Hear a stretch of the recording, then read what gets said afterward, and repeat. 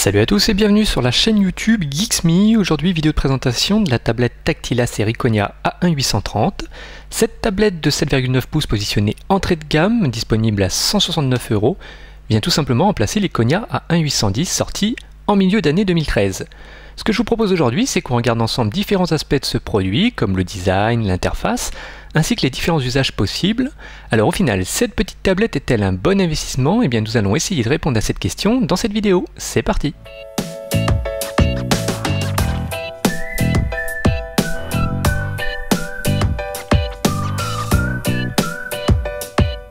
À l'intérieur de la boîte de la série Iconia A1-830, on retrouve évidemment la tablette.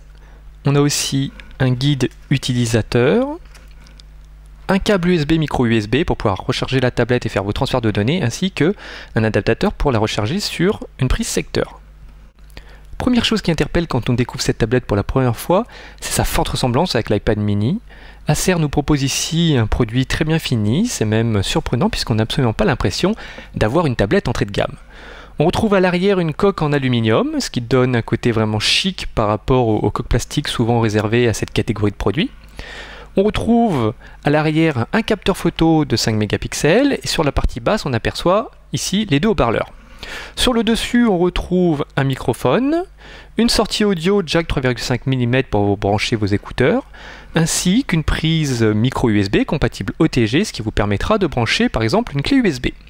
Sur la tranche droite, on aperçoit le bouton de réglage de volume, ainsi que le bouton d'allumage. On a aussi un emplacement de carte micro SD qui peut accepter une carte allant jusqu'à 32 Go.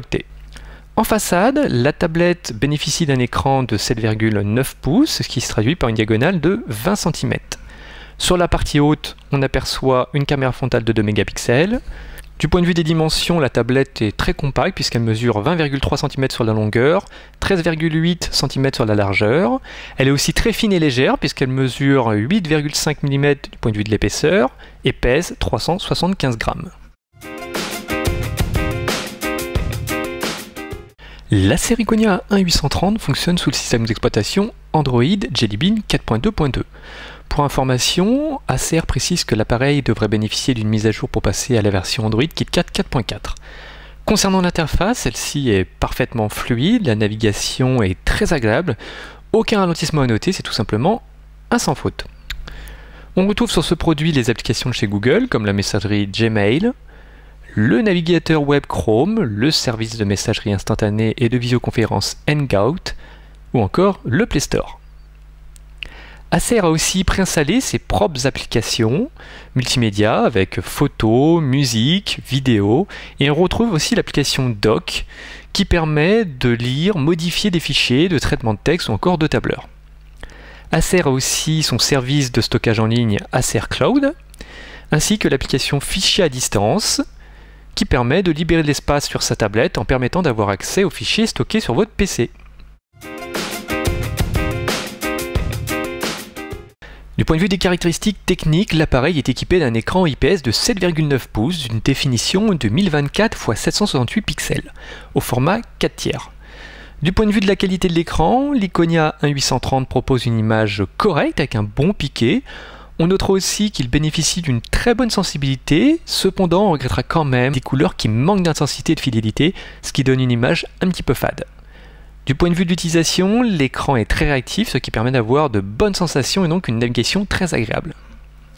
Petite parenthèse concernant l'écran, on notera qu'il peut être utilisé avec des applications de prise de notes manuscrites comme Note Anytime ou encore l'application de dessin Sketchbook. Ici l'écran réagit bien au doigt, mais beaucoup moins bien avec les stylets à bourron, où là on notera vraiment une précision assez aléatoire et quelques décrochages.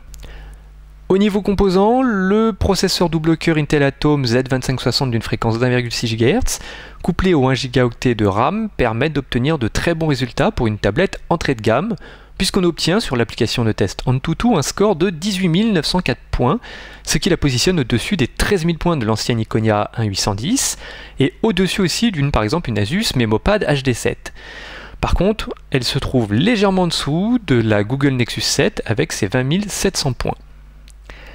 Concrètement, la 1830 permet de faire tourner la plupart des jeux 3D, comme par exemple le survitaminé jeu de course Riptide GP2 ou encore le très réussi jeu de tir Dead Trigger 2. Le processeur graphique PowerVR arrive à les faire tourner parfaitement, à condition cependant de laisser les paramètres par défaut. Concernant les connexions, l'Iconia intègre le Wi-Fi, une connexion Bluetooth ainsi qu'un système de géolocalisation GPS.